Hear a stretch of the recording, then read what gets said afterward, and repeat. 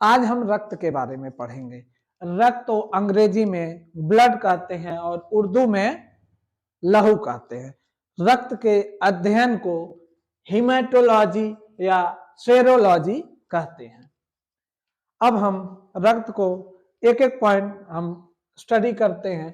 रक्त एक संयोजी ऊतक है। संयोजी ऊतक मतलब कनेक्टिंग टिश्यू, ये पूरे शरीर को कनेक्ट किया रहता है। शरीर के सारे अंग में रक्त प्रवाहित होता है और एक दूसरे को कनेक्ट किया रहता है, संयोजी ऊतक है। दूसरा, रक्त एक प्राकृतिक कोलाइड है। प्राकृतिक कोलाइड का मतलब हम सिंपल भाषा में समझना चाहें, सिर्फ समझने के लिए, कि कोई भी चीज अगर हम कहीं छानते हैं कपड़ा या किसी चीज से, तो छानते हैं तो यदि 100% पास नहीं होता, मतलब छान के उस पार ना जाए और उस कपड़े पे कुछ चिपका रह जाए, जैसे कि हम दूध को छानेंगे तो उसमें कुछ मलाई रह जाता है, आइसक्रीम को छानते हैं तो उसमें कुछ बच जाता है कपड़े पे, तो ऐसी चीज को हम कोलाइड, ये टर्म सिर्फ समझने के लिए है, मतलब कोई ये साइंटिफिक लैंग्वेज नहीं, बट ऐसे ही समझ लेते हैं कि कोलाइड होता क्या है। एक प्राकृतिक कोलाइड है।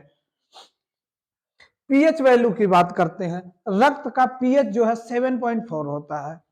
पीएच वैल्यू 7 जिसका होता है, 7 उदासीन होता है। 7 से ऊपर जिसका पीएच वैल्यू होता है वो क्या होता है, क्षारीय होता है। तो यहाँ पे रक्त का पीएच 7.4 है, तो ये क्षारीय है, इसको अंग्रेजी में कहते हैं बेस।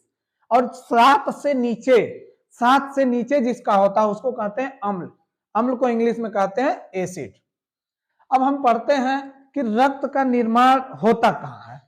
रक्त का निर्माण होता कहाँ है, तो एक वयस्क व्यक्ति में रक्त का निर्माण अस्थि मज्जा में होता है। अस्थि मज्जा, अस्थि मज्जा मतलब होता है, इंग्लिश में इसको कहते हैं bone marrow.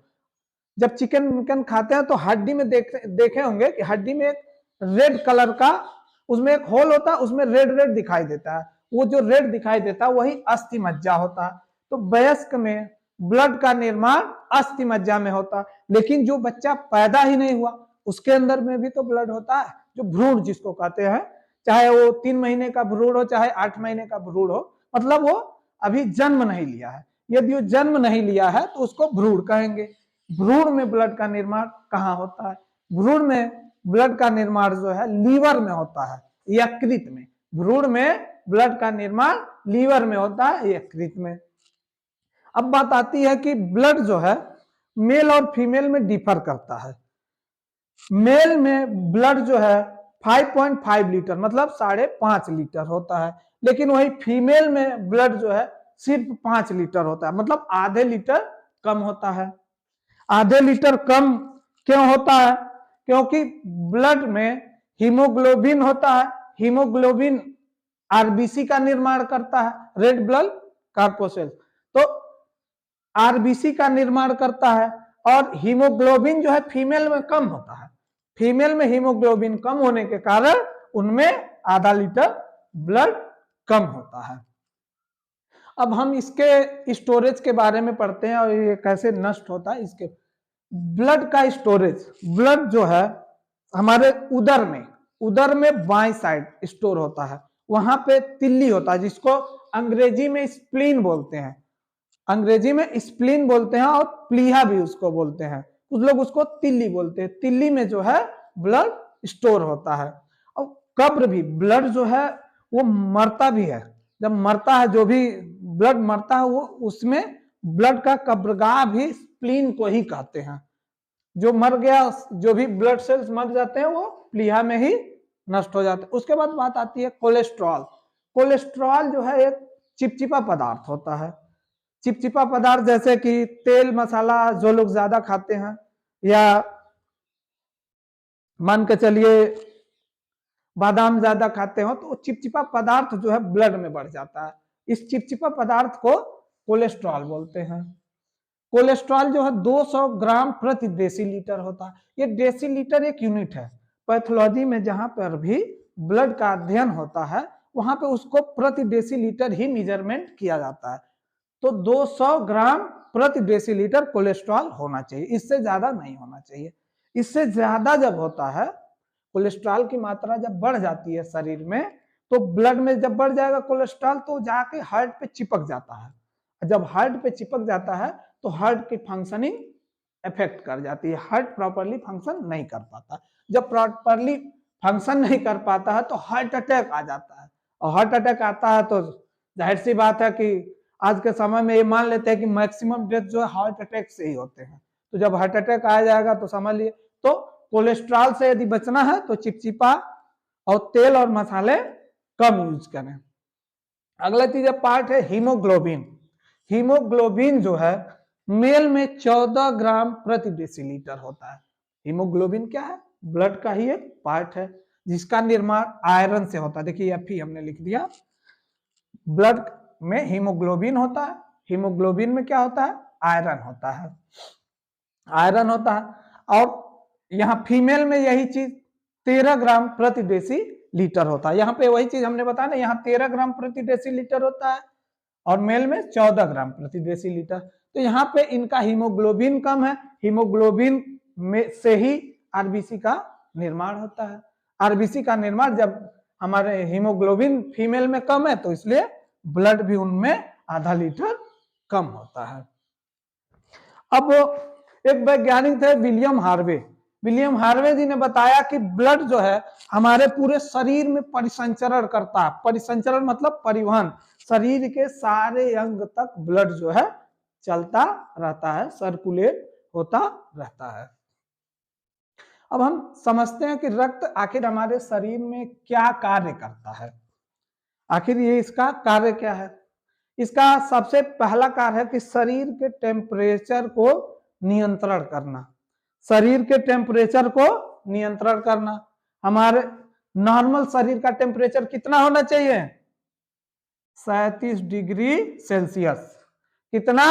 37 degree Celsius. Blood क्या करता है? हमारे शरीर के टेम्परेचर को 37 डिग्री सेल्सियस मेंटेन करता है। अब हम एक वर्ड आप लोग यूज जानते होंगे, BP, blood pressure. Blood pressure normal कितना होना चाहिए? 120/80। मतलब कि हमारे शरीर में ब्लड जो है हार्ट से जब जाता है पूरे शरीर में यहां से यहां तक तो 120 से स्पीड से जाएगा और वापसी आएगा तो 80 के, तो उसी को कहते हैं 120/80। नॉर्मल शरीर का बीपी जो है 120/80 होना चाहिए। मैक्सिमम 120 होना चाहिए, मिनिमम 80 होना चाहिए। इसको मेजरमेंट किस यंत्र से करते हैं?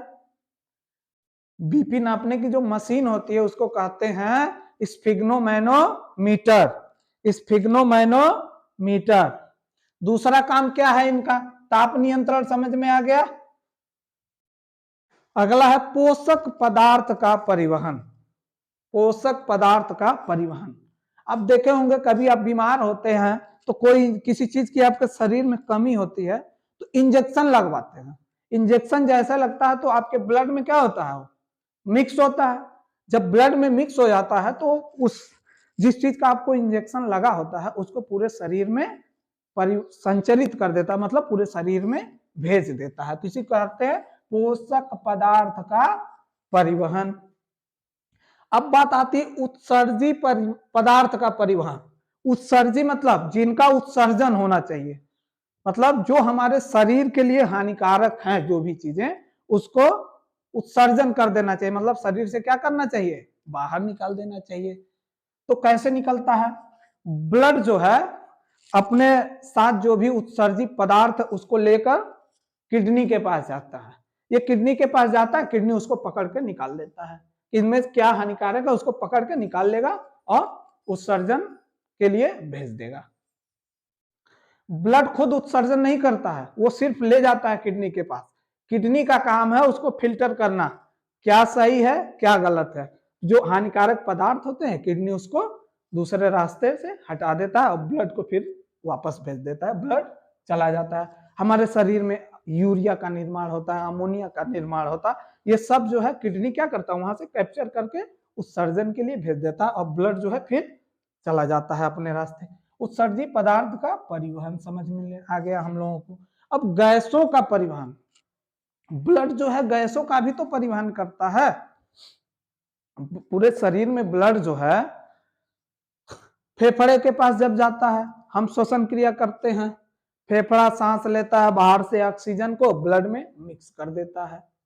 वहां पे ऑक्सीजन O2 को ब्लड में मिक्स किया, फिर पूरे शरीर में चला जाता है, तो ऑक्सीजन पूरे शरीर में पहुंच गया। फिर शरीर के विभिन्न अंगों से पुनः वो ब्लड वहां से CO2 कार्बन डाइऑक्साइड CO2 को लेकर वापस आएगा, CO2 को लेकर वापस आएगा, फेफड़े को दे देगा। फेफड़ा क्या करेगा, CO2 को श्वसन क्रिया द्वारा शरीर से बाहर फेंक देता है। तो O2 को बाहर से कैप्चर करके शरीर के सभी पार्ट में भेज दिया, CO2 को शरीर के विभिन्न अंगों से लाकर फेफड़े के पास पहुंचाना, वो क्या किया, फेफड़ा CO2 को शरीर से बाहर उत्सर्जित कर दिया। तो आज का टॉपिक कैसा रहा, कोई भी कंफ्यूजन होगा तो जरूर बताइएगा।